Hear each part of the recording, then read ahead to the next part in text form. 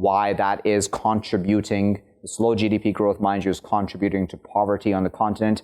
That doesn't really put this into human terms, though, right? How important is it to translate this into the fact that these are human beings that are poor and are suffering because of this? Yes. Usually when people are discussing economic growth, they're focusing on numbers primarily. However, they fail to see the human factor in it. When it comes to why this is happening, we can't say that Africa is to blame for it.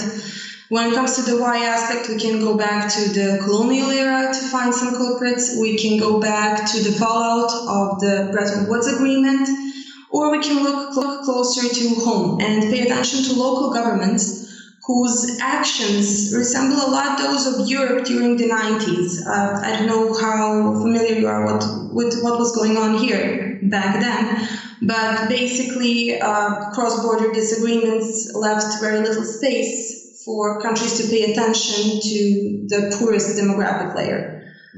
Add to that fact that wealth distribution is clearly class separated in Africa, where we don't really have the lower or higher middle class, but clear cuts between these classes with a wide gap between them.